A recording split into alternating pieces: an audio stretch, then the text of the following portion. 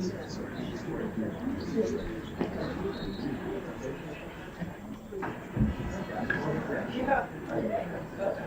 everyone.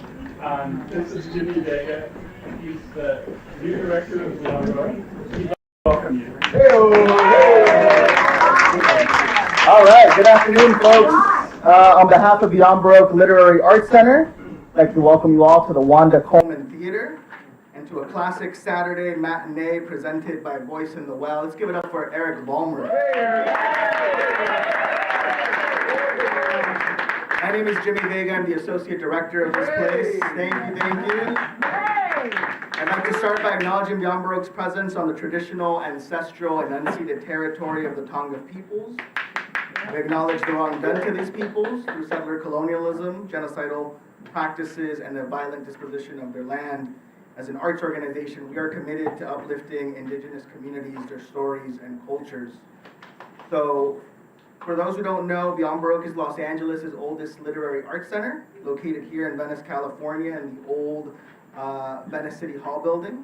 Founded in 1968 by George Drury Smith, first as an experimental literary magazine, before reimagining itself and becoming the literary institution we know it today.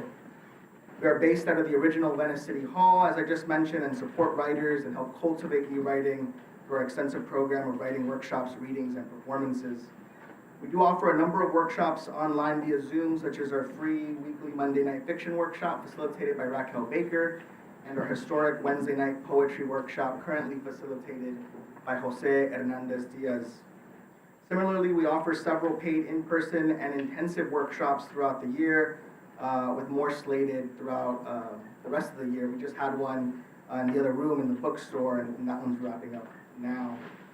And aside from our workshops, we offer several readings throughout the year. Next week, we'll be hosting 826 LA for a community open mic, celebrating their students and their summer writers workshop. And later at the end of July, we'll be hosting a punk show in our Poets Garden out back.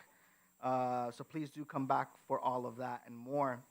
And I do want to mention that on August 1st, we will be sending our current executive director, sending him some bon voyage and some farewell and throwing a big party. So do come back for that. If you know Quentin Ring, if you've been to the space in the last 5-6 years, please do come and celebrate all his work. That's going to be happening on August 1st. In the evening. Our current gallery exhibition, starting in our lobby, as you probably saw, and culminating upstairs in our Mike Kelly gallery, is titled 7. And it's an exhibition of 7 Los Angeles-based artists. They're all women artists. There's no theme, but Los Angeles does play an important role in the work. And then very lastly, I know I caught a few of you with the tickets, and some of you maybe not. If you haven't paid, I do encourage you to check out the bookstore and purchase yourself a book. Pay for the event today.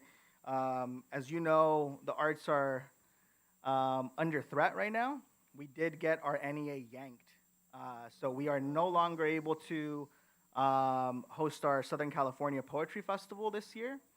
And so every little bit that you can give back to the space goes back to supporting events like this. So without your support, we really can't keep this place alive. And if you're a member, I thank you. I applaud you. So for any members, please give it up for yourselves and for all the good support that you do for the space. And I encourage you to become a member if you're not. It's just an annual subscription. And again, it helps the space to operate, to run, and to continue doing cool things like this. So that's it for me today. Without further ado, please welcome Eric Vollmer. Enjoy.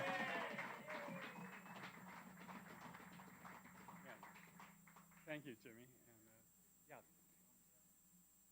I'm sorry? The lights? What? We need the light. Oh, yeah, no, he turned the lights on you. What?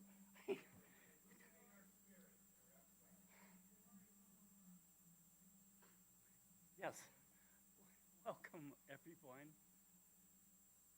Okay. This is a special occasion. I'm calling it a Saturday matinee. Of course, we're not going to show films. We're going to do dramatic readings from famous films from the 30s and 40s that I once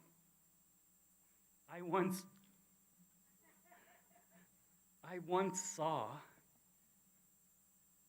at the venerable Fox Venice Theater that was on Lincoln Boulevard. What?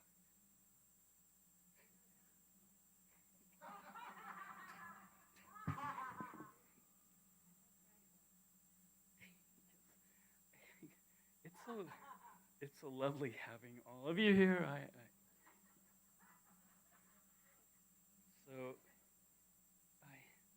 Okay. I wonder how many of you once attended Saturday matinees at your local theater when you were young, once upon a time.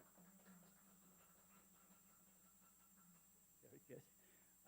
So did I. We had a Fox Redondo in my hometown, and it was like a Rococo castle because William Fox, one of the moguls,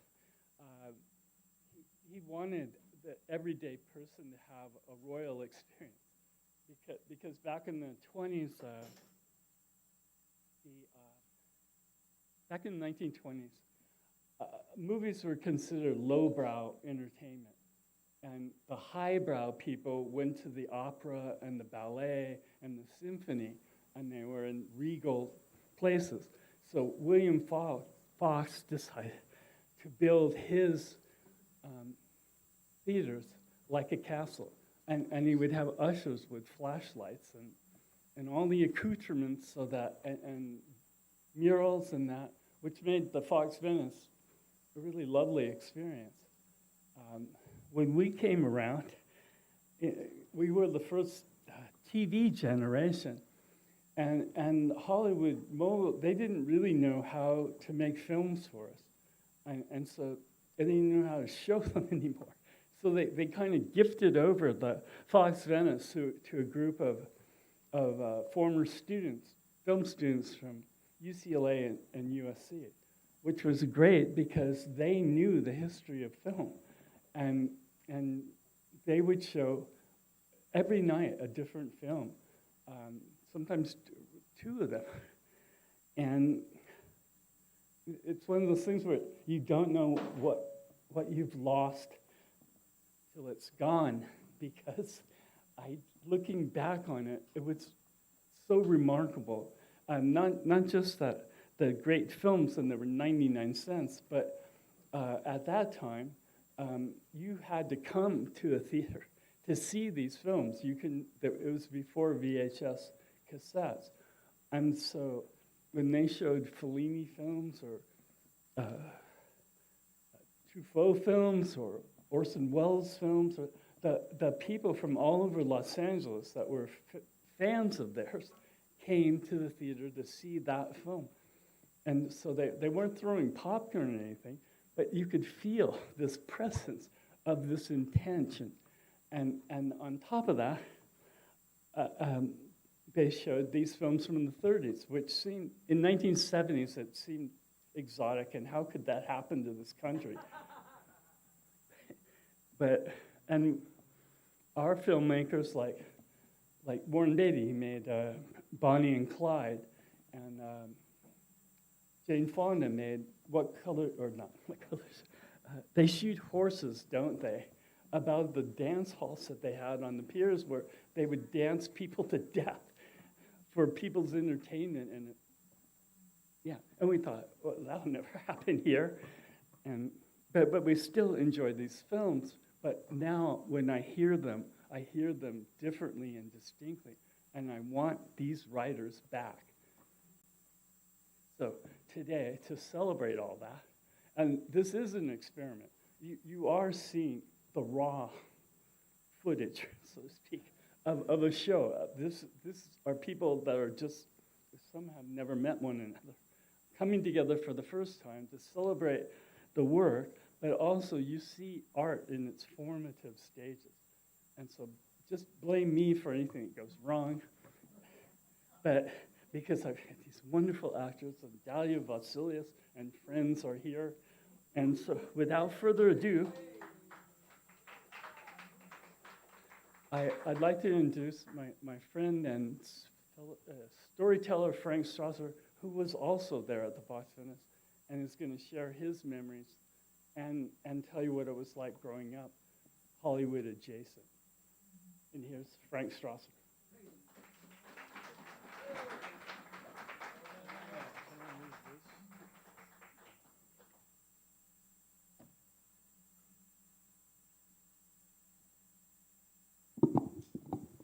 Just gonna move this up a little bit.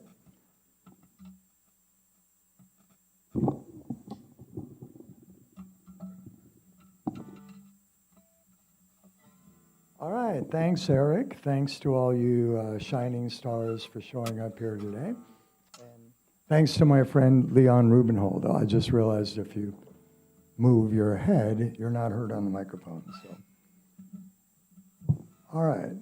This is a little something I wrote about my memories growing up in Culver City and Venice, and I call it Coming of Ages in the Heart of Screenland. I grew up in a sleepy LA suburb on a dead-end street that seemed deader at our house in the middle, where my family lived ordinary workaday lives. As a kid, I escaped in books and movies, especially The Wizard of Oz. It was on TV once a year and changed my life in ways that I still don't understand. In a book about Oz, Salman Rushdie wrote, "When I first saw The Wizard of Oz, it made a writer out of me." Maybe Oz helped me imagine that somewhere beyond drab gray day-to-day reality, there might be a Technicolor wonderland. Little did I know that the modest home we lived in was a short Schwinn Stingray bicycle ride from Oz. The yellow brick road Dorothy and her faithful companions followed was an MGM movie set in my hometown. In Little League, a foul ball I hit flew over the backstop, plopped down in a dusty pile of horse shit near a saloon on a Western set where Rod Serling wore dark suits, smoked cigarettes, and side-mouthed wry introductions to Twilight Zone episodes. Gone with the Wind and Citizen Kane were filmed in my hometown, Culver City, the heart of Screenland. When Pops got home from work in a dusty gray uniform, Ace Electric stitched in red letters on a white oval patch, plunked down his lunchbox, kicked off his work boots, gave Mom a smooch, it was hard to imagine that rich, powerful men like Louis B. Mayer, Cecil B. DeMille, Alfred Hitchcock, and Howard Hughes had jobs in the same neighborhood. Coming of age in a movie set city where magical met mundane inspired me to spend a lifetime wondering where make-believe ends and reality begins. I did high school from 68 to 72, a long and short 4 years. Thanks to Stanley Kubrick and the studio drive-in, I finally got laid watching 2001: A Space Odyssey. A horny Bob's Big Boy waitress wrote and directed that movie. I played a bit part on the longest intergalactic trip ever taken in the backseat of a parked Volkswagen. Yeah. Debbie Reynolds fought heroically to save MGM, but a real estate mogul bought it, auctioned off the ruby slippers, bulldozed Oz, and built condos. Bobby Kennedy held a spirited rally on Lincoln Boulevard near the Fox Venice Theater. 2 days later, he was assassinated in downtown LA. Nixon got elected. In Dick's own words, "Solutions are not the answer." Napalm was. By dumb luck, I got a high number in the Vietnam draft lottery. Guys I knew didn't. Late summer '72, cruising in my VW Bug, a lost soul token of J, a song came on FM radio that made me pull over, park my car, and cry. A haunting voice sang about how it felt as an artist working and dreaming in the city of Los Angeles. everybody's a dreamer, and everybody's a star, and everybody's in movies. It doesn't matter who you are. There are stars in every city, in every house and on every street.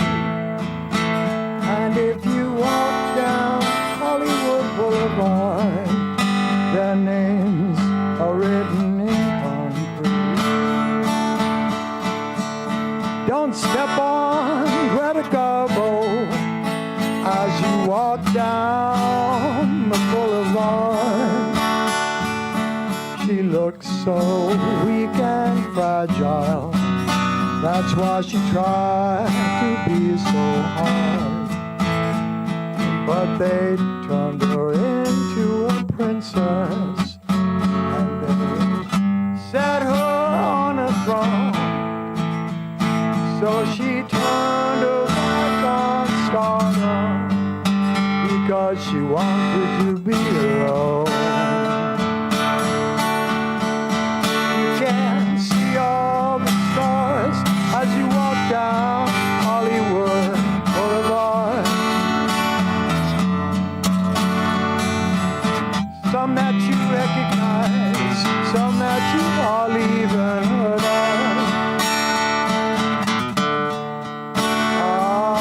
People who worked and struggled and suffered for fame.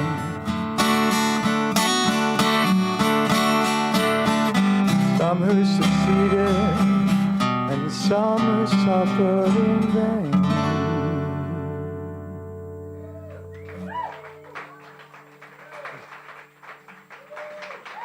Thank you.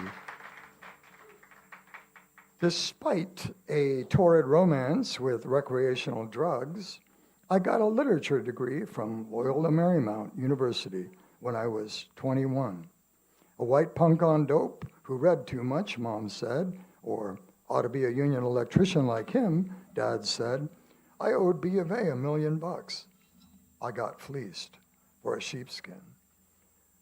I like any sensible alcoholic college grad, I got a liquor store job, did odd jobs, odder jobs, quit a job, and sold my car, bought a ticket to London, flew off to find myself or lose myself. I visited every museum and empty church on the map. 9 months, 9 countries later, genetically altered by Van Gogh, Monet, and April in Paris, I crash-landed on planet LA, dead broke. Choices. Move back in with Mom and Dad, a druggy ex, or buy a mustard yellow Vega hatchback on sale cheap, with Steely Dan's Countdown to Ecstasy thrown in free. Easy call. Showbiz kids making movies of themselves, you know. They don't give a you know what about anybody else. No place like home in a car. I camped out in Topanga in a sprawling Sodom and Gomorrah of horsepower. My roommates were crickets and stars. My air-conditioned gypsy career was brief. Browsing local papers for apartments at a joint on PCH, a miracle occurred. Finding cheap digs on Pacific Avenue and near the Grand Canal in Venice did more to prove the existence of God than 16 years of Catholic school. In my new hood, I met kindred spirit animals. Live music was a dive bar away. On shrooms one night, I floated past kaleidoscopic waves into the Sunset Saloon near Venice Pier. At the end of a rockin' set, band leader Slavin David headed straight toward me. You sing, right? I had a sock-hop band years ago in high school, but never sang in a rowdy biker bar. Yeah, sure, man, I lied. Come on up next and sing The Doors. A beer bottle spun past, splintered against a wall. My leg shook like mad as I stepped on stage. And just like that, I had a steady new job.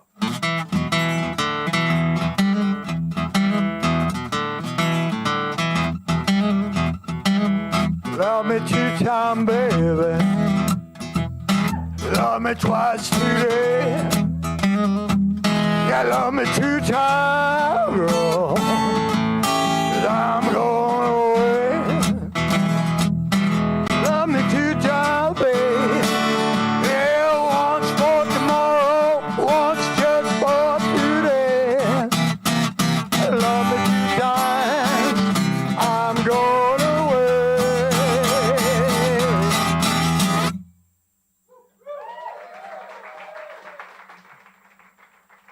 Thank you.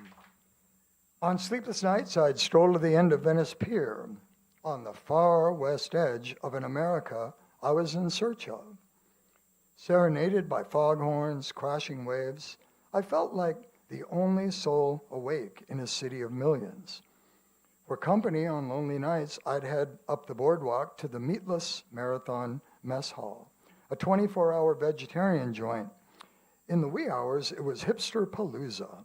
Nocturnal misfits sipped tea, ate good cheap chow, strummed guitars, sketched on menus, wrote napkin poetry, played chess, read tarot. One regular always sat alone, his guitar case plastered with decals from everywhere, USA. He wore army fatigues, a nasty scar half concealed by a scruffy goatee. He didn't look at you. He glared with eyes that would cut steel. Dude had seen combat.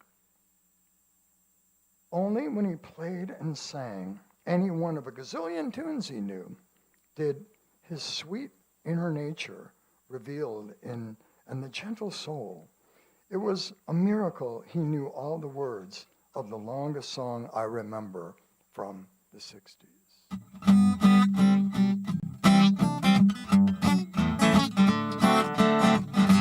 Now you can get anything you want at Alice's restaurant.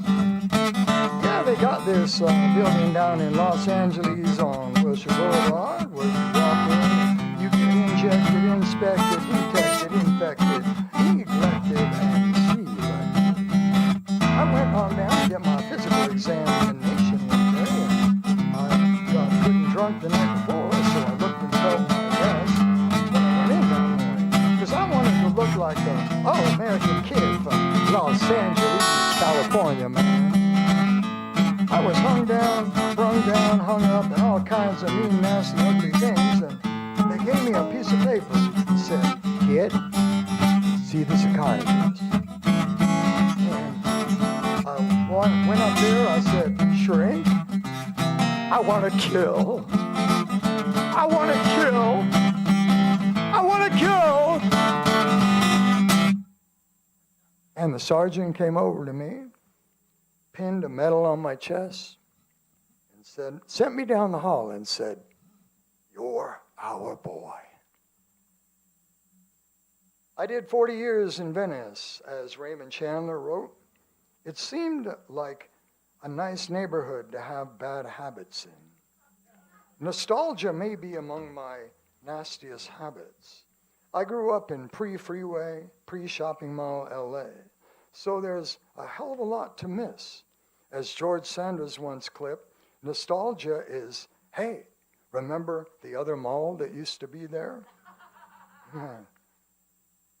It hurts to miss the Rose Cafe, Sunset Saloon, Howl's. Way back in the pre-Starbucks era, hanging out in Venice coffee houses meant lively discussion about movies playing at the Fox Venice Theater. It was celluloid nirvana, classic films, double bills, $3 a pop. Any after-hours gathering worth the hangover had two-tone Fox Venice calendar scotch taped to the fridge past the bong, the Buddha statue, and the sparkly beaded curtains.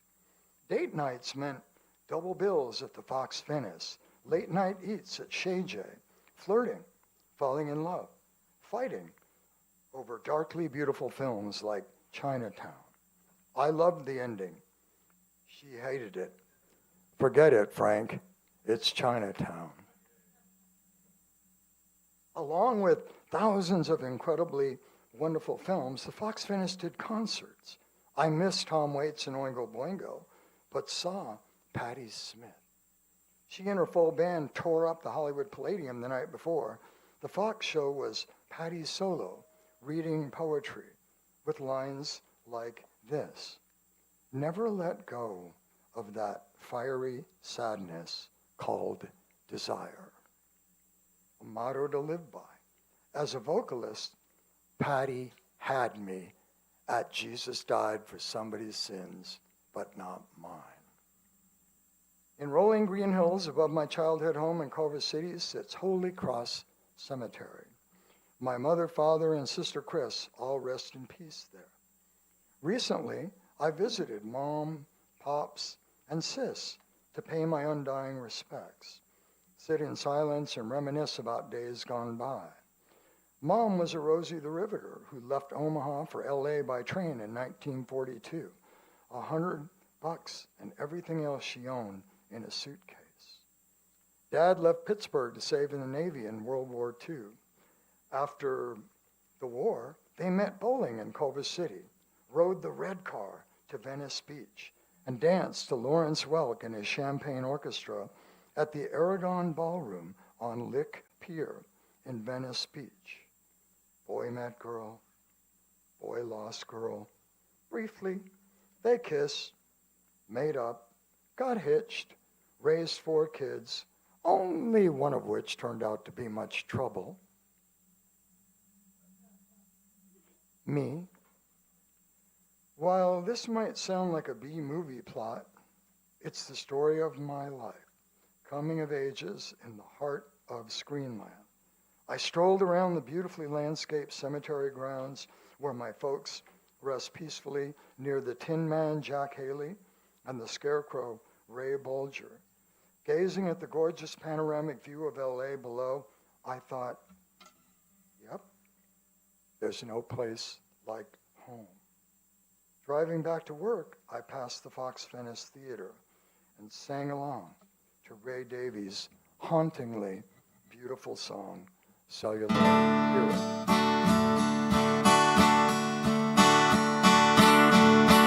Rudolph Valentino looks very much alive, and he looks up his dresses as they sadly pass him by.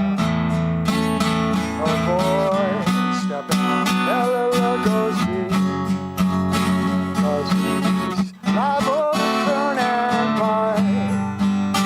But stand close by Betty Davis, because hers was such a long line. If you covered him with garbage, George Sanders would still have style. And if you stomped on Mickey Rooney, you would still turn on and smile. But please don't get on dearest Marilyn. She's not very tall. Should have been made of iron or steel, but she was only made of flesh and blood.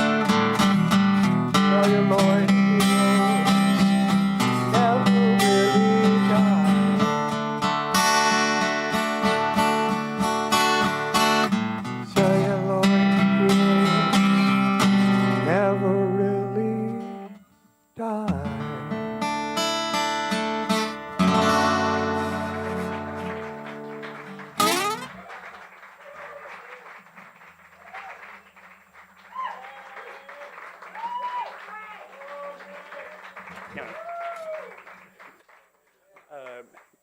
well, thank you, Frank, for doing all that due diligence to set the scene, the historical context of the early 1970s so wonderfully. I forgot you don't have any clocks, do you?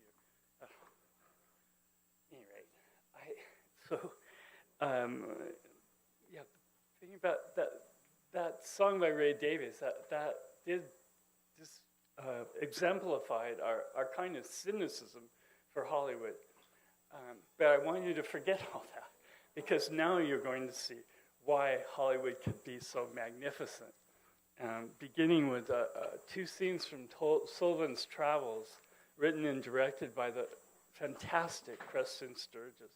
I saw it the other night again, and it's genius, you know. And he came out about the same time as Orson Welles, and Hollywood let him do a few things, like they let Orson Welles do Citizen Kane, and then they didn't.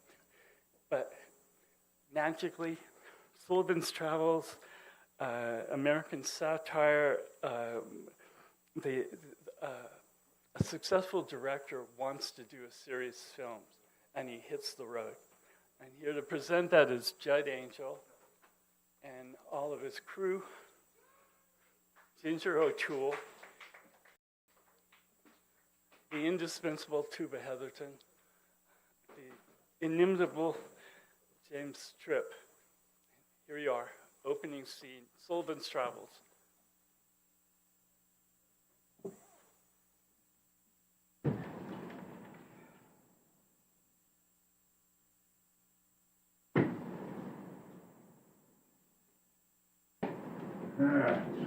Hooey.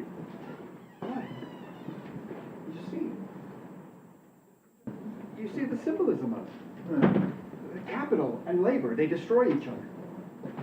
It teaches a moral lesson. It has such significance. Who wants to see that stuff? It gives me the creeps. I don't know how long it played at the music hall. It was held over for a fifth week. Yeah. Who goes to the music hall? Communists. Communists. This picture is an answer to communists. It shows we're awake. We're not sticking our heads in the sand like a bunch of ostriches. I want this picture to be a modern commentary on modern conditions. Stark realism, the problems that confront the average man. And with a little sex in it. With a little. I don't want to stress it, right? I want this picture to be a document. I want to hold a mirror up to life. I want this to be a picture of dignity, a true canvas of the suffering of humanity. But with a little sex in it. With a little, yes. How about a music? How can you talk about musicals at a time like this with the world committing suicide, corpses piling up in the street, grim death gargling at you from every corner, and people slaughtered in the street? Maybe they'd like to forget that. Then why did they hold it over for a fifth week at the music hall? Huh? For the ushers? It died in Pittsburgh. Like a dog. What do they know in Pittsburgh? Well, they know what they like. If they knew what they liked in Pittsburgh, they wouldn't still be living in Pittsburgh. That's no argument, all right? If you pandered to the public, we'd still be living in the horse and buggy age. You think we're not? Look at Hopalong Cassidy. Look at how... You look at him, all right? We'd still be making Keystone chases, bathing beauties, custard pies. And a fortune. All right, of course. I am just a minor employee here, Mr. LeBrun. Oh, he's starting that one again. I wanted to make you something outstanding. Something you could be proud of. Something that would realize the potentialities of film as a sociological and artistic medium that it is. With a little sex in it, yes, yes. Something like Capra. I know. Yeah, what's wrong with Capra? Look, you want to make Oh Brother Where Art Thou? Yeah, yes. Well, then go ahead and make it. Well, wait a minute. Yeah, for what I'm paying you, I can't afford to argue with you. All right. That is a fine way to start a man out on $1 million production. You want it? You've got it. I can take it on the chin. I've done it before. Not for me, you haven't. Oh, not for you, Sully. That's true. That's true. Not with pictures like "So Long, Sharon," "Hey, Hey," and "Hayloft." Ants in Your Plants of 1939. But they weren't about tramps and lockouts and sweatshops and people eating garbage in alleys and living in piano boxes and ash cans and Phooey. they're about nice, clean, young people who fell in love with laughter and music and legs. Now, take that scene in Hey Hey and the Hayloft. Yeah, see, you don't realize that conditions have changed. There isn't any work. There isn't any food. These are troublous times. What do you know about trouble? What do I know about trouble? Look, what do you know about trouble? What do you mean, what do I know about trouble? Look, I'm just saying. You want to make a picture about garbage cans? What do you know? What do you know about garbage cans? When did you last eat your last meal out of a garbage can? What does that have to do with it? No, he's asking me. I'll tell you. You want me to make an epic about misery? You want to show hungry people sleeping in doorways? With newspapers around? You want to grind 10,000 feet of hard luck, and all I'm asking you is, what do you know about hard luck? Yes! What do you mean? What do I know about hard luck? I mean, don't you think that I've suffered? No, What? you have not. I sold newspapers till I was 20. Then I worked in a shoe store and put myself through law school at night. Where were you at 20? Well, I was in college like everyone else, but When I was 13, I was supporting 3 sisters, 2 brothers, and a widowed mother. Where were you at 13? I was in boarding school. Well, I'm sorry. I'm sorry. Oh, you don't have to be ashamed of it, Sully. That's one of the reasons why your pictures have been so light, so cheerful, so inspiring. They don't stink with message. That's why I paid you $500 a week when you were 24. 750 when you were 25. 1,000 when you were 26. When I was 26, I was getting 18. 2,000 when you were 27. I was getting 25 then. I was just opening my first shooting gallery. 3,000 after Thanks for Yesterday.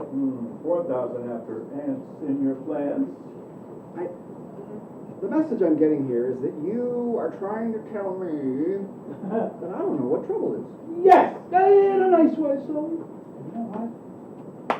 You're absolutely right. I haven't the slightest idea what it is. It's funny, I never looked at it from that perspective.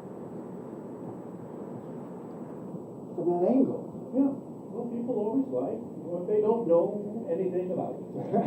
I really had a lot of nerve wanting to make a picture about the suffering of humanity. You're a gentleman to admit it, Sully, but then you are anyway. How about making Ants in Your Plans of 1941? You'd have Bob Hope, Mary Martin, Maybe a Bing Crosby. the Abbott Dancers, Maybe Jack Benny in Rochester. big name band, and all kinds of... What? No.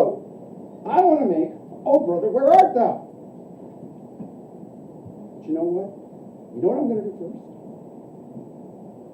I'm going to go down to wardrobe. I'm going to get some old clothes and an old hat. Now, I'm going to start out with just 10 cents in my pocket. What? I don't know where I'm going, but I am not coming back until I know what trouble is. What? Don't worry, you can take me out of the cellar. Oh, I was talking about taking you on the cell. All right, look, so long. Thanks for the great idea. No, wait a minute. Wait a minute. Don't be so impulsive. How soon will you be back? Oh, I don't know. Maybe a week. Maybe a month. Maybe a year. Don't worry about me, all right? So long. And, thanks, Dracula. You gave me a great idea. What was I gave you? What? What was that? No, look what you've done! You lied. You lied about selling newspapers. I sold as many newspapers as you supported a family of 13. They happened a shooting gallery tonight. With money you borrowed from your uncle. You better insure him for $1 million. He's worth more. Bonehead. But what a genius! Get me a copy of that old brother, where art thou? I guess I'll have to read it, huh? Make that 2 copies. Why should I suffer alone?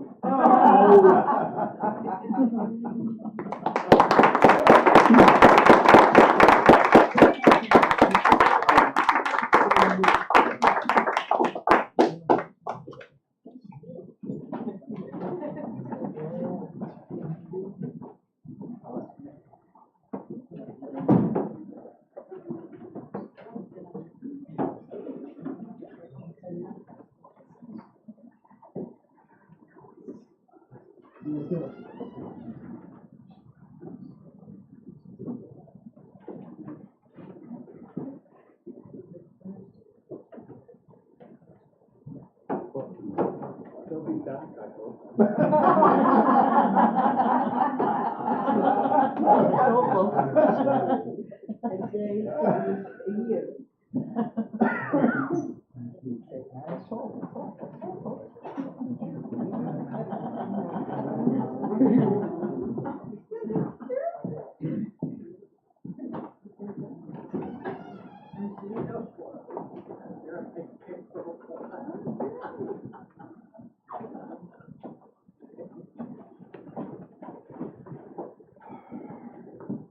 Oh, good morning.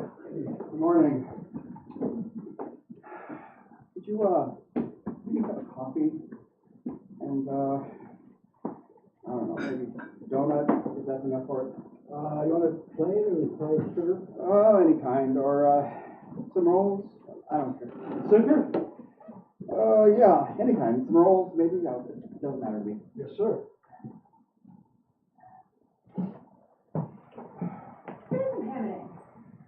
Yes, ma'am. Well, that's very kind of you, sister, but, cup of coffee, sinker, that'll suit me just fine. And some ham and eggs. I'm a sucker. But not like 35 cents to make anything. Well, thanks. So, things a little tough, huh? Well, I wouldn't be sitting in an owl wagon for long enough. They locked me out of my room. That's too bad. Things are kind of tough everywhere, though. You know, there's war in Europe, strikes over here, there's no work, there's no food! Drink your coffee while it's hot. What they knocked me out of the room for? Did I ask you any questions? All right. So, yeah, you been in Hollywood long? Long enough. Trying to crash the movies or something like that. Yeah, something like that. I guess that's pretty hard to do. I guess so. I never made it far enough to find it. I'm sorry. Hey, who's being sorry for who here? Am I buying you the eggs or are you buying me the eggs? I'd just like to repay you. All right. Give me a letter of introduction to Lubitsch. I might be able to do that. I mean, who's Lubitsch? Drink your coffee. So can you act? Can you act? Sure I can act. Would you like me to give you a recitation? Go ahead. Skip.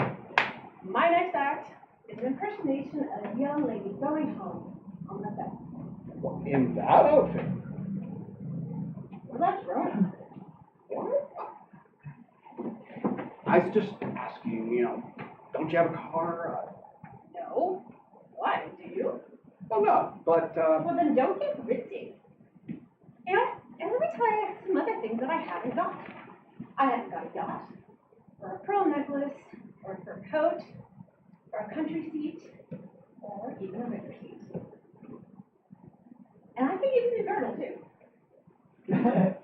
Well, a couple things I'd like to give you. I wouldn't be trying to lead you astray, would you? You know the nice thing about buying food for a man? You don't have to laugh at the jokes.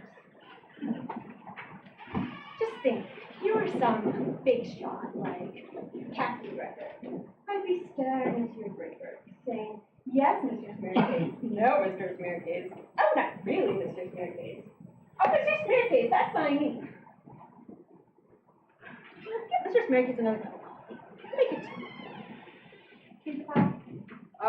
No thanks, kid. Oh, Mr. Smearcase, aren't we getting a little familiar? Say, look, if you wanted to stay in Hollywood a little bit longer. Well, I don't want to stay in Hollywood a little longer. I have used up all of my money. All of my going home money. I was just going to say, I have this friend, and he's out of town. You might be able to stay at his place for a little bit, and maybe by then things would go a little bit better for you. He might even be able to help you a little bit. Yeah, thanks. Oh, no. There's no strings attached to this kid. I know you don't know who I am, but I used to know a few people around here, and this guy, he's really out of town. You don't weigh in through the window. No. No, thank you. No. I'm pretty sure that in this case, we can, I'm going home, big boy. I can get a ride out of here in a little while. I don't like thinking of you asking for rides from thugs along the highway. Then don't think about it. You mean to tell me that you will just accept any ride that just comes along? Anything but a Stanley steamer. My uncle, he can walk it. Oh, gosh, that's terrible. You know, you can't tell what sort of heel is apt to be behind the wheel. All feel pretty much the same. All right, look. Yes, Mr. Smearcase. This friend of mine, the guy that I was telling you that's out of town, I'm sure he wouldn't mind if I borrowed his car. What is it, the streetcar? No, it's a car, all right? Just wait here. You are going to get yourself in trouble. No, I'm not going to get myself in trouble. I'm going to repay you. That isn't necessary, big boy. Someday when your ship comes in, you can buy some Matinee from somebody who's hungry, and we'll all be square. All right, look, that's fine. Yeah. You just wait here, all right? I'm going to be right back before you can say, what's the name of that big director? Lubitsch.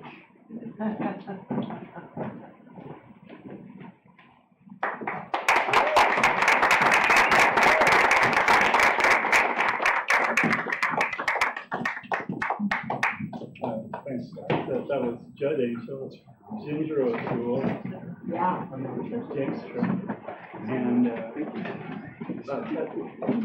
Tuba Heatherton, everybody. And thanks for mentioning Lubitsch. Our next scene is from Ninotchka by Lubitsch. And it's set in Paris in the early 20s.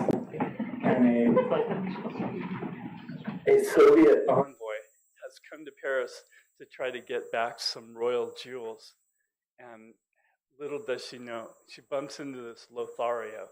And here is a scene from Ninotchka with Dalia Vosylius and Jeff Johnson. You're there now. And don't sit down. Please don't sit down, because you disappear when you sit down. Thank you.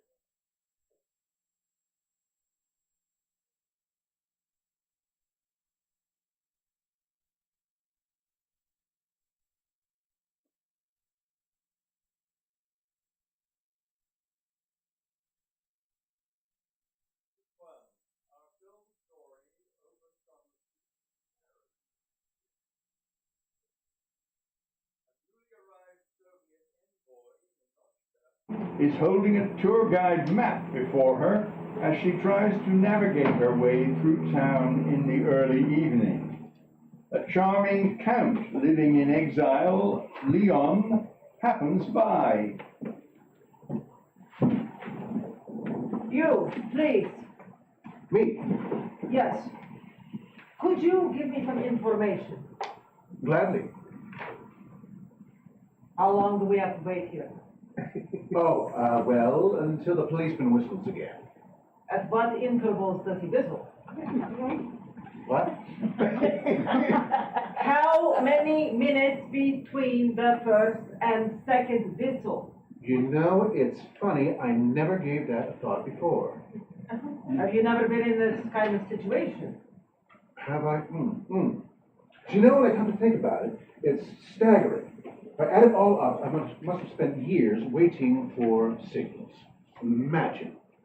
An important part of my life wasted between whistles. So in other words, you don't know. Thank you. You're welcome. Ninochka gets out her map and starts to unfold it. Can I help you? You might hold this for me. Love to. Correct me if I'm wrong, but we are facing north, aren't we? North, facing north. And I'd hate to commit myself without my compass. Pardon me, are you an explorer? No. I am interested in the Eiffel Tower. Oh, you're looking for the Eiffel Tower. Is that thing lost again? Listen, if you're interested in a view. I am interested in the Eiffel Tower from a technical standpoint. Oh, technically. No, I couldn't help you from that angle. You see, a real Parisian only goes to the top of the tower in moments of despair to jump off. How long does it take for a man to land? Now, isn't that too bad? The last time I jumped, I forgot to clock it. Eiffel Tower. Oh, Eiffel Tower, yes, your fingerprint. Why do you need my finger? With bad manners to point with your own. Here. Eiffel Tower. And where are we? Let's see, here we are, yes. Here you are, and here am I. Feel it? I am only interested in the shortest distance between these 2 points. Must you flirt? I don't have to, but I find it natural. Suppress it. I'll try. Ninochka starts to fold her map. For my information, would you call your approach toward me typical of a local morale? Oh, madame, it is that kind of approach which has made Paris what it is. You are very sure of yourself. Well, nothing has occurred recently to shake my confidence. I have heard of arrogant males, the arrogant male in capitalistic society. It is having superior earning power that makes you like that. A Russian. I love Russians. Comrade, I have been fascinated by your 5-year plan for the past 15 years.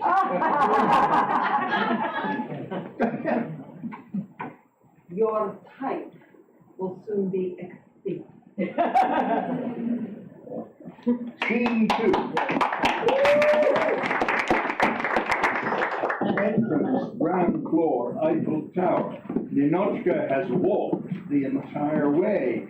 Leon has taken a taxi and prepared himself for her arrival. The foundation is 141 yards square. I hope you'll forgive me, but Go ahead. 4 massive piers of masonry are sunk to a depth of 46 feet on the side of the center and 29.5 feet on the other side. The girders of interclad ironwork which stay the structure have an inclination of 54 degrees. That is a strange angle. Yes, very strange. By now, they have reached the staircase. They start up. Ascending to the tower is a staircase consisting of 829 steps and an additional 254 steps to the very top. There is an elevator included in the price of admission. Ninochka continues upwards. Then Leon opts for the elevator.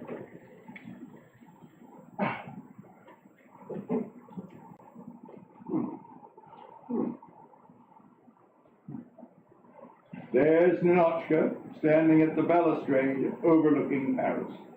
She has climbed the tower faster than him, despite the elevator. You gave me some very, very valuable information. Thank you. And thank you for getting me up here. I've never seen this before. It's beautiful, isn't it? Yes, it is. I'm glad I saw it before becoming extinct. Do not misunderstand me. I do not hold your frivolity against you. As basic material, you might not be bad, but you are the unfortunate product of a doomed culture. I feel sorry for you. We must admit that this doomed old civilization sparkles. See how it glistens? I do not deny its beauty, but it is a waste of electricity. What a city. There the Grand Boulevard, blasted out of the heart of the old streets. The Arc de Triomphe, made to greet Napoleon's army. The opera. Montmartre, Montparnasse, La Bohème. And now, I'll show you the greatest attraction. It cost me franc, that's worth it. The most wonderful spots in all of Paris. Voila. Here, look. What do you see? I see a house like any other house. What is so remarkable about it? It's not the structure, but the spirit. There are 3 rooms, a kitchenette dedicated to hospitality. So, this is your house. Well, let's say I live in it. Such a pleasant place, all sorts of comfort, easy to reach, close to the streetcar, the bus, the subway. Does that mean that you want me to go there? Please don't misunderstand me. Oh, so you don't want me to go there? No, I didn't say that either. Nothing would please me more. So, then why don't we go? You might be an interesting subject of study. I will do my best.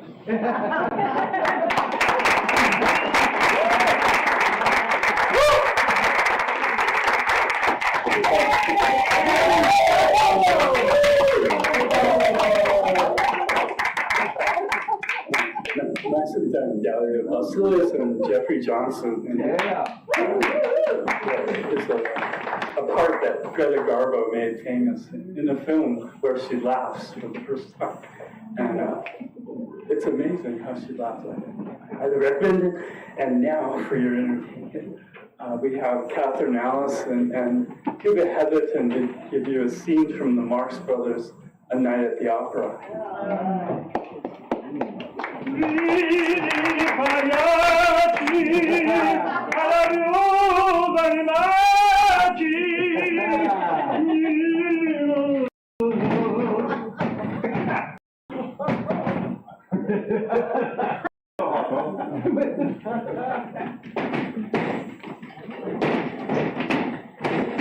I was looking for somebody.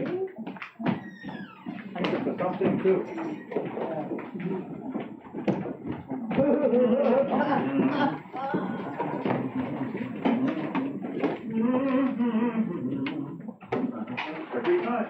Every time. I'm looking for. Hey, bet you're looking for somebody, but I don't know who it was. Do you? It's a funny thing, it's just slipped my mind. Well, I know, the greatest, I know, it's the greatest tenor in the world. I'm looking for the greatest tenor in the world, that's what I'm after. Oh, I'm his manager. Who's manager? The greatest tenor in the world. What? That fella who sings at the Opera House? Sure. Well, what's his name? What do you know? I can't pronounce it.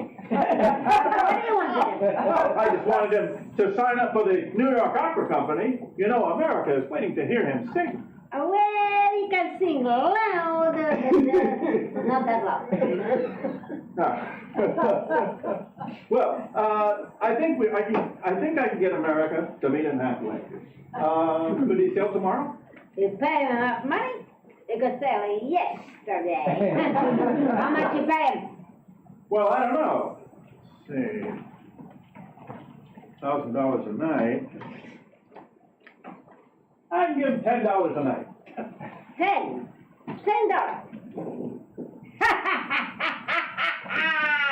I take it. Great. But remember, I get 10% for negotiating the deal. Yes, and I get the 10% for to be the manager. How much is that? That would be $8. Well, that leaves how much? That leaves, I got it right here, $8, yeah. Well, yeah. Well, does he have to send anything home? Yes, and $5 home for his mother. Oh. Well, that leaves $3. Can he live in New York City on $3? He can live like a prince. Well, he'll be like a prince.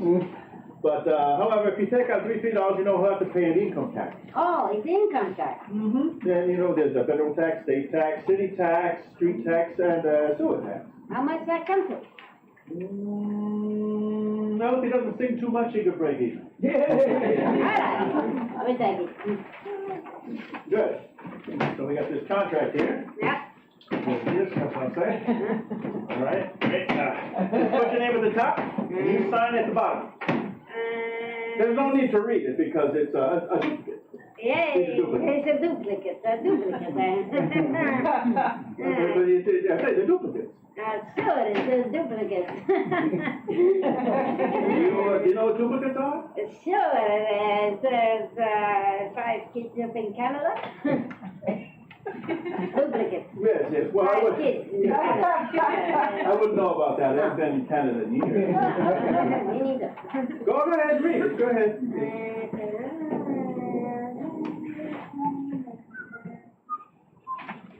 What does it say? We'll go ahead and read it. All right, do you read it? All right. Come on.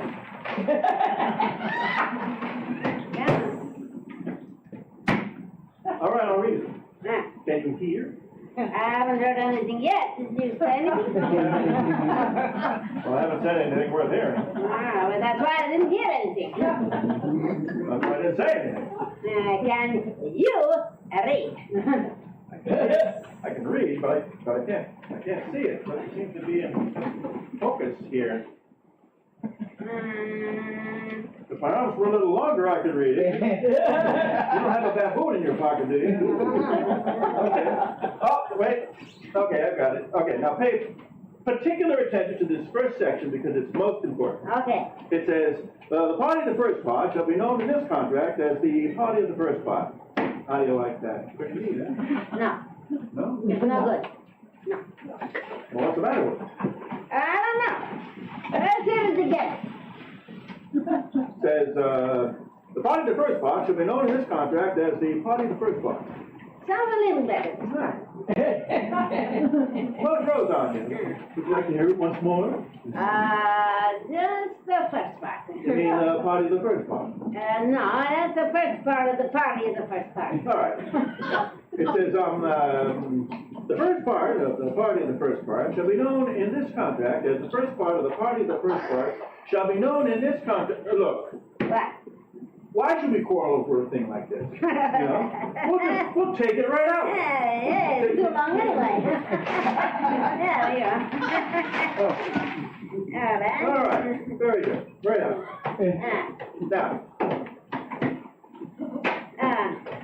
What do we got left? Well, I got about a foot and a half.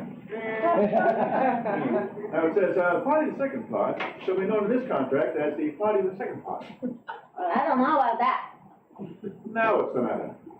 I don't like the second party either. Well, you should have been there at the first party. I didn't get home until after 4 o'clock, and I was blind for 3 days. look, why can't the first part of the second party be the second part of the first party? Then you got something. Oh? Well, look, rather than go through that all again, what do you say? Fine. Okay, now, some gifts. That's the boy, okay. Now, I got something here you're bound to like. You'll be crazy about it. No, I don't like it. You don't like what? Whatever it is. I didn't like it. Well, let's not break over a friendship over a thing like that. Okay? Ready? Okay. Okay.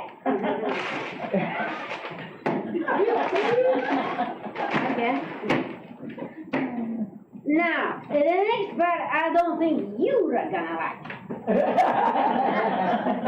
Well, your word's good enough for me. I should say no. Now then, is my word good enough for you? No. I mean, yes. I mean, no. I said say no. I don't know. Well, What? that takes up 2 more clauses. Okay, great. That's one. And that's 2. Now, with let's see, now the party, the 8th part, No. No. No. Okay, got it? Okay, the party, the 9th part. Oh, no. Let's need that. Oh, no. That's no good. Okay, well now then, just, okay, here we go. Tell you what, here we go. Put your name right down there, Oh. and the deal is legit, right? I forgot to tell you, I can't write. I cannot write. It's okay, there's no ink in the pen anyway. So listen, it's a contract, isn't it? Yeah. Sure. You say so? You bet, okay. We got a contract no matter how small it is, and this is a good thing part here, very good. Okay, we got everything all right here, everything's all right. Wait a minute. Oh, yep, okay, we're all set. We're all set. Okay, wait. What does it say here? Here? This thing is. What? All that! That's a standard clause. It just says, if any of the parties participating in the contract are shown not to be in their right mind, the entire agreement is automatically nullified. Okay, well, I don't know. No, it's all right. It's in the contract. It's what they call a sanity clause. You cannot fool me. There is no sanity clause. Well, in that case, you win a cigar.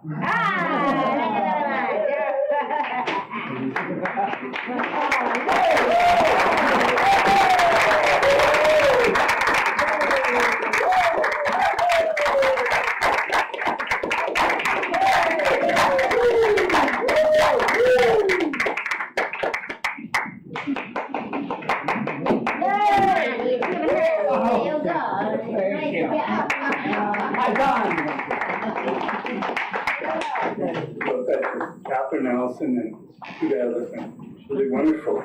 Yeah. And, yeah, that was very Vollmer, ladies and gentlemen. So, it was their anarchic humor that was really appreciated in the Depression. People badly needed to laugh, and they gave it to them in buckets. So now we have a comedy drama directed by Frank Capra called Meet John Doe, in which a grassroots political campaign created unwittingly by a newspaper columnist, Anne, and a hired homeless man, John Doe. So here to present Meet John Doe is Amy Morris, of all people, and Jeff Lebeau.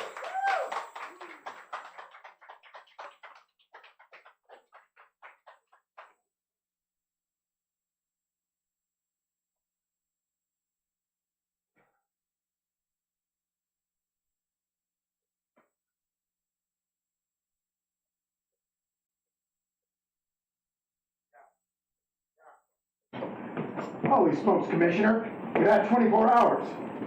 You've had 24 hours. Okay, grab a pencil. Here it is again. She's about 5'5", brown eyes, white chestnut hair, and as fine a pair of legs as ever walked into this office. Did you want to see me? No, I've had the whole Army and Navy searching for you because that's a game we play here every day. I remember distinctly being fine. That's right, but you have a piece of property that still belongs to this newspaper, and I'd like to have it. What's that? The letter. What letter? The letter from John Doe. Oh, The whole town's in an uproar. We've got to find him. The letter's our only clue. there is no letter. We'll get a handwriting expert. What? There is no letter. Sit in There is no letter. I made it up. You made it up. Mm-hmm. You said you wanted fireworks. Don't you know there are 9 jobs waiting for this guy? 22 families want to board him for free. 5 women want to marry him, and the mayor's practically ready to adopt him. And you... The only thing to do is drop this whole business like a hot potato. John Doe was the hero, and he's sorry to wrote this letter. And, Listen, you great big wonderful genius of a newspaper man. You came down here to shoot some life into this dying paper, didn't you? Okay, so the whole town's curious about John Doe. And boom, just like that, you're gonna bury him? Why, there's enough circulation in that man's story to start a shortage in the entire ink market. And what man? John Doe. What John Doe? I'm John Doe, the one I made up. Look, genius. Now look, suppose there was a John Doe, and he walked into the office. What would you do? Find him a job and forget about the whole business, I suppose? Not me. I'd make a deal with him. A deal? Sure. When you get a hold of a stunt that sells papers, you don't drop it like some kind of hornet's nest. Why, this is good. For at least a couple of months' circulation. You know what I do? Between now and, let's say, Christmas, when he's going to jump, I'd run a daily yarn, starting with his boyfriend, his schooling, his first job, wide-eyed young man facing a chaotic world, the problem of the average man, of all the John Does in the world. Make it good. Okay, now comes the drama. He meets discouragement. He finds the world has feet of clay. His ideas crumble. So what does he do? He decides to commit suicide in protest against the state of civilization. He thinks of the river. But no, he has a better idea. The city hall. Why? Because he wants to attract attention. He wants to get a few things off his chest, and that's the only way that he can get himself heard. So he writes me a letter, and I dig him up. He pours out his soul to me, and from now on, we quote him in the paper. I Protest by John Doe. He protests against all the evils in the world, the greed, the lust, the hate, and all of man's inhumanity to man. Public outcries break out. Should he commit suicide, or should he not? People will write in pleading for him. But no, sir. John Doe will remain adamant. On Christmas Eve, hot or cold, he goes. See? Very pretty. Very pretty indeed, Miss Mitchell. But would you mind telling me who goes on Christmas Eve? John Doe. What John Doe? The one who hired for the job, you lunkhead. All right, hold on. Let me see if I can just do my lame brain. Are you suggesting we go out and we hire somebody to say, to commit suicide on Christmas Eve? Is that it? Well, you're catching on. Who, for instance? I don't know.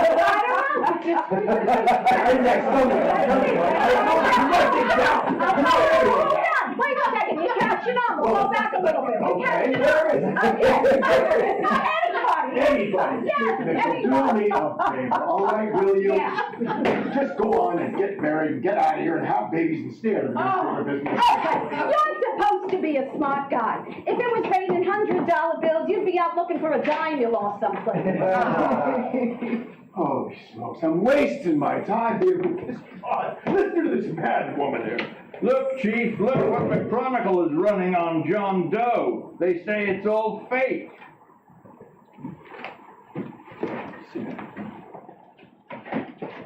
No good, no doubt.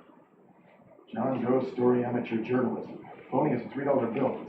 It's a wonder anybody's taking this matter seriously. That's fine. That's fine. Now fall right into their laps. Go ahead, Mr. Connell. Say John Doe walked in and called the whole thing off. You know what that's going to sound like on top of this? That'll be all, Ned. Thank you. Well? Well, what? Amateur journalists. Why, those bunch of sophomores, I could teach them something about amateur journalism. Sure. And there's no reason them to find out about the truth either. Because naturally, I won't say anything. Okay, sister, you got your job back. Plus a bonus. What bonus? Oh, the bonus of $1,000 that the Chronicle was going to pay me for this little document.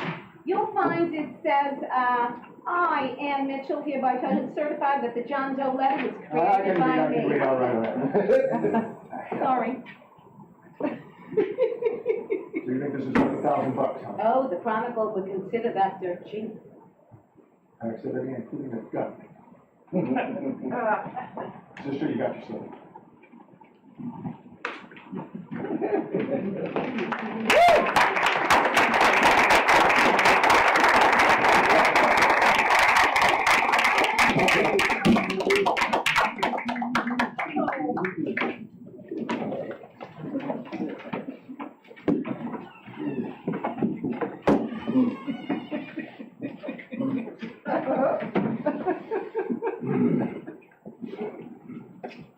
How many is that?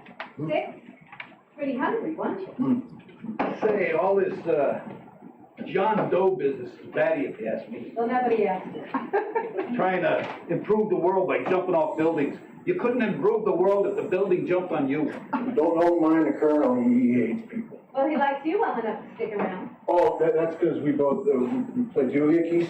I met him in a boxcar a couple of years ago. I was just fooling around my harmonica, and he comes over and he joins in.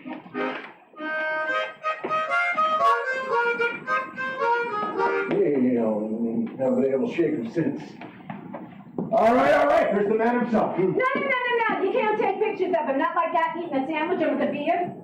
He's gonna jump off a building! Yeah, but not because he's out of a job. That's not news. This man's gonna jump out of a matter of principle. Well, maybe you're right. We'll clean him up. We'll put him in a hotel room under some bodyguard. We'll make a mystery out of him. Did you speak to Mr. Norton? Yeah, he says it's terrific. Says for us to go the limit. Wants us to build a bonfire under every big shot in the state. Swell. Is that in the contract? What's he doing here? Oh, it's a friend of his. Plays duets together. Duets? Can we trust him? Oh. I trust him. Oh, you trust him, eh? Oh, well, that's fine. I suppose he trusts you, too. Oh, stop worrying. He's all right. You trust him. Damn, he lied. Well, okay. We don't want more than a couple of 100 people in on this thing. Now, the first thing I want is an exact copy of the John Doe letter in your handwriting. Oh, I got it already here. Well, that's just fine. I want you to sign this agreement. This is exclusive story under your byline. I didn't know we were might. And on December 26th, you get 1 railway ticket out of town, and the bulletin gives you agrees to have your arm fixed. That's what you wanted. Yeah, but it's gotta be by Bonesitter Brown. Okay, Bonesitter Brown. Here it is. Sign that. Now, oh, here's $50 for some spending dough. Ooh. Yeah, don't forget about some new clothes for us. Yeah. Yeah, for the both of them. Okay, done. And you start pounding that typewriter. Oh boy, this is terrific. No responsibilities on our part, just statements from John Doe. We can blast our heads off. Okay, yeah, before you go pop too many buttons, don't forget to make that check out for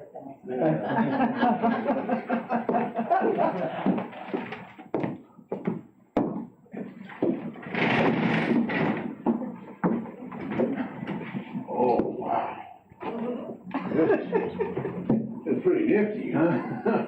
You ain't gonna get me to stay here. Sure you are. No, sir.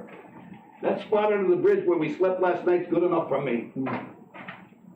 You know, we were headed up for the Columbia River country before all this John Doe business come up. Yeah, sure, I remember.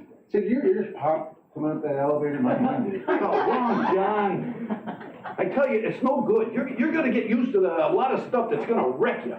Why, that $50 in your pocket is beginning to show up on you already. Stop worrying, Colonel. I'm gonna get my arm fixed out all there. Oh, cigars. Cigars. What's up? Nah. Newspaper? Well, I don't read no papers and I don't listen to no radios neither. I know the world's been shaped by a drunken barber and I don't have to read all about it. I've seen guys like you go under before, guys that never had a worry. Then they get a hold of some dough and it went goofy. The first thing that happens to a guy, he starts wanting to go into restaurants and sit at a fancy table and eat salads and cupcakes and such. What that food does to your system. Next thing the dope wants is a room. Yeah, yes sir, a room with steam heat. And curtains, rugs, and before you know it, he's all softened up and can't sleep unless he has a feather bed. stop worrying, Colonel. $50 ain't gonna ruin me. Oh, I've seen plenty of fellas start out with $50 and wind up with a bank account. And let me tell you, Long John, when you become a guy with a bank account, they got you. Yeah.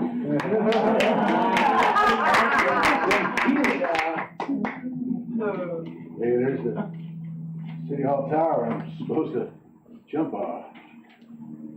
It's a hard mess. Oh! That's a long way down.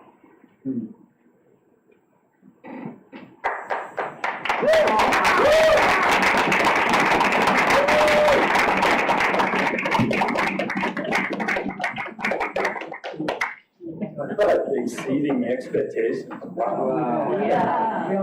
Yeah, that was Gareth Williams and Jeff Johnson, and that was Jeff Lebeau, and the amazing Amy March. Wow.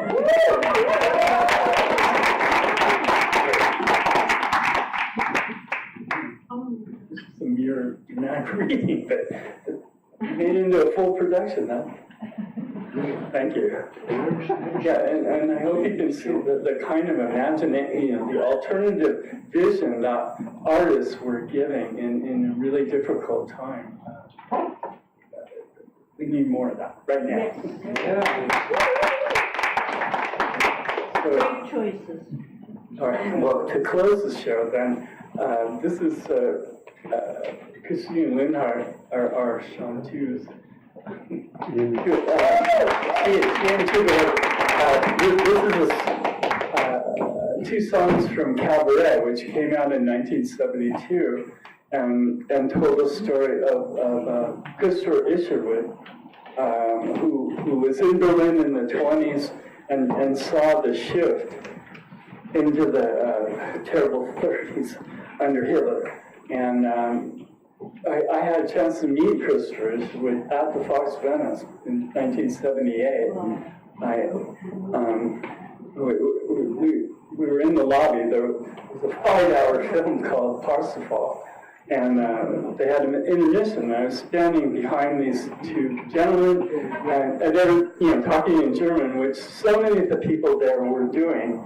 But then when this guy came to the counter, he spoke in perfect BBC English, and they looked at me and goes, "Are you Christopher Isherwood?" He was. And Christina knows him too. And here she is now.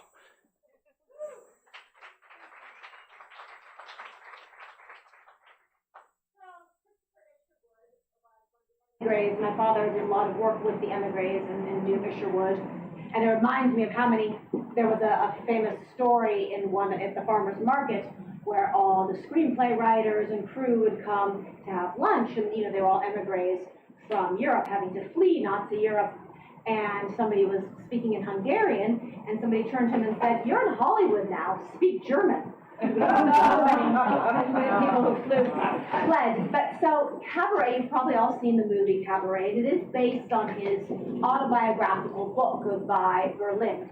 So Isherwood really did live in the Weimar Republic in Berlin, and he really did share a flat with a fabulous woman who the Sally Bowles character is based on. Jean Ross was her real name. However, Jean Ross was so much more than the character of Sally Bowles. Yes, she was bohemian and hedonistic and sang in the cabaret, but she was also a journalist, and she was an activist, and she was appalled when she read that he had attributed her to saying something anti-Semitic, because she was very anti-Nazi. She actually worked very hard against the Nazis. She was actually a staunch Stalinist, which irony there. But even more irony was that she actually came from a very wealthy family. So maybe she didn't need to sing this next song.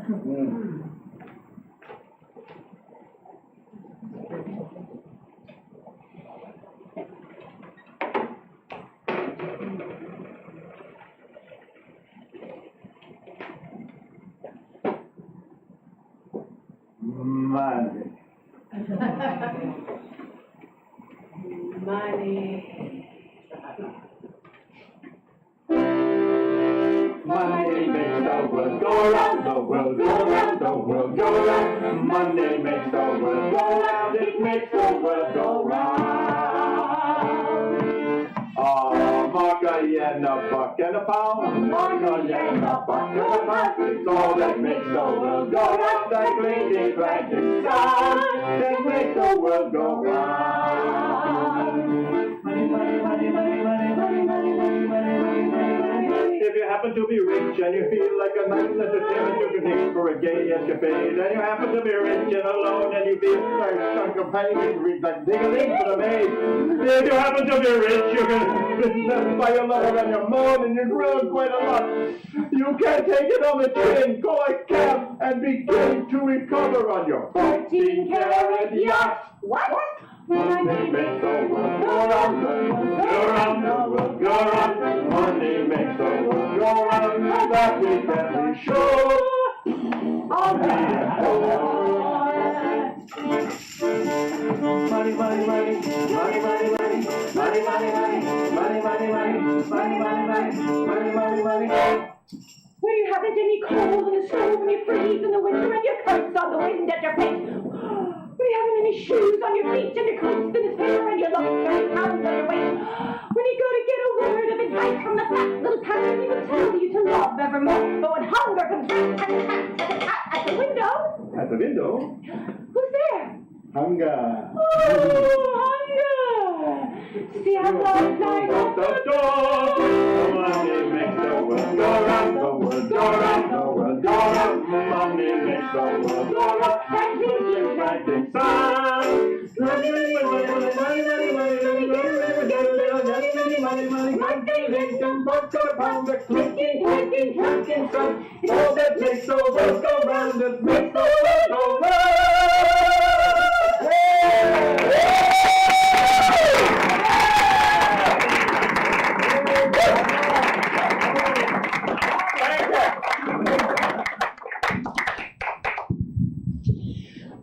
And so, it's been a fine affair, but it's over.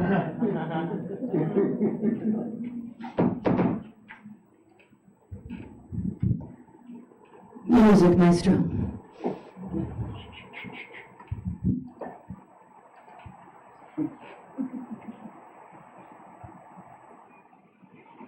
I'm trying to get it to start. What are you doing? Well, something interesting. This song by Mein Lieber Herr was actually not written for the original Broadway production of Cabaret. It was written for the movie and for Liza to sing. Give me a second here. Got more anecdotes? Let's see. So we talked about Jean Ross, talked about Christopher Isherwood. So, he fled Germany because actually the first group of people that the Nazis were targeting were homosexuals. So he went back to his native England. However, he had to flee there too because they were still homophobic there, and he came to Hollywood where anything goes. Okay. All right, here we go.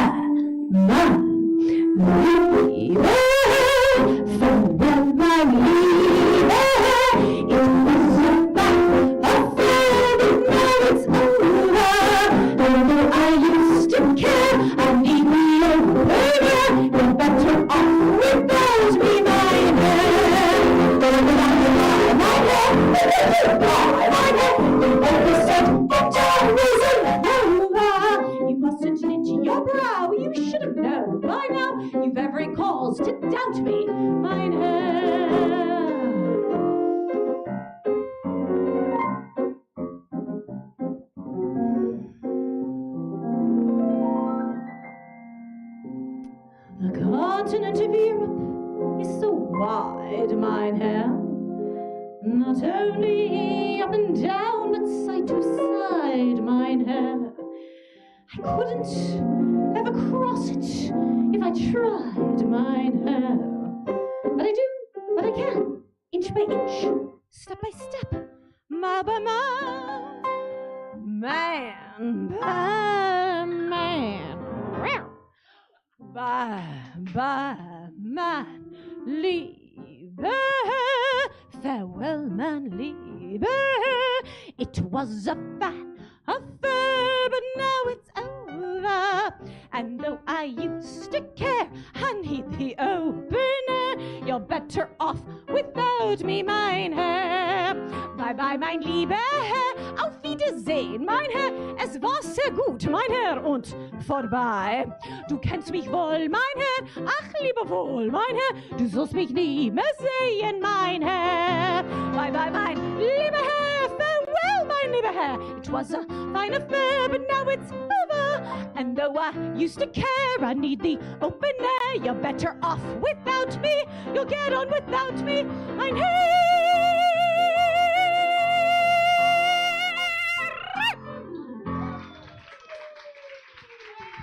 Okay.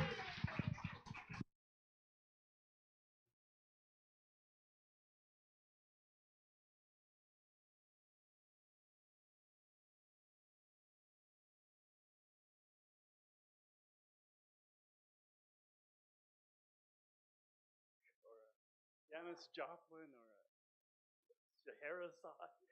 She can do it all. Quite extraordinary. So this almost brings us to the end. I invited a special guest, Brad Kay, who was a member of the Mystic Knights of the Oingo Boingo. And he's going to tell a little anecdote.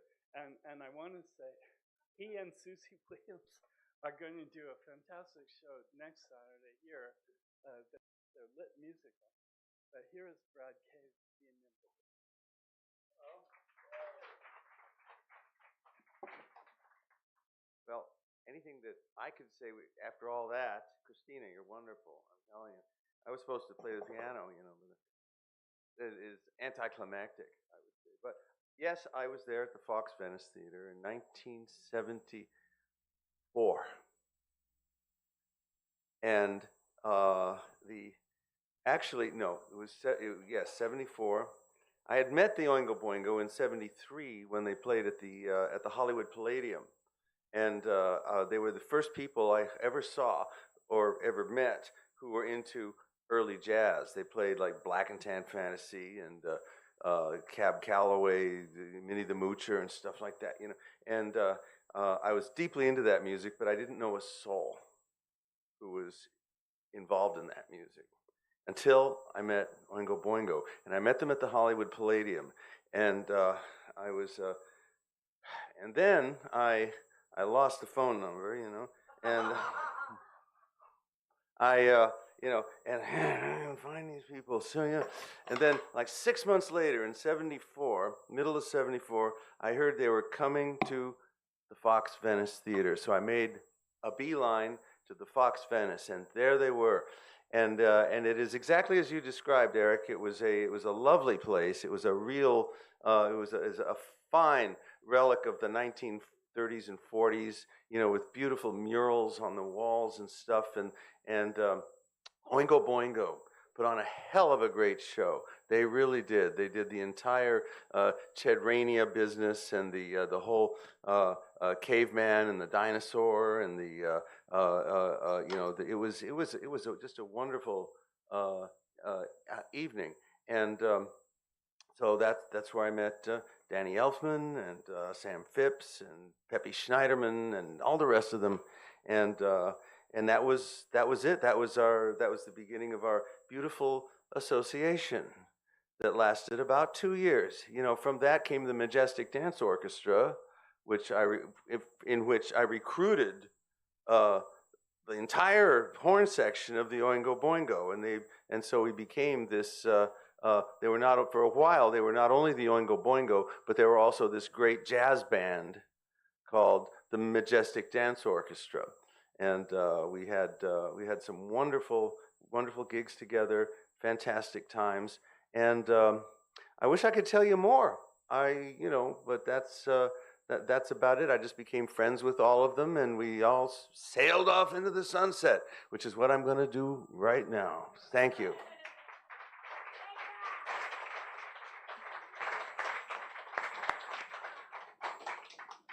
Thanks, Brad. And of course, I want to thank all of the performers and the audience. This has been a marathon, but I learned a lot, and I hope you learned. And what a gift creativity is, and what a labor of love. So many of these people, they do it day in and day out, and why? What?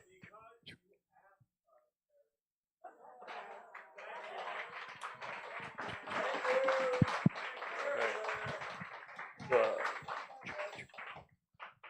oh shucks. I really appreciate it, and hopefully we'll do it again. And I'm inspired. We'll have a reception. And I hope you'll talk with Dalia. She's got ideas, and everybody.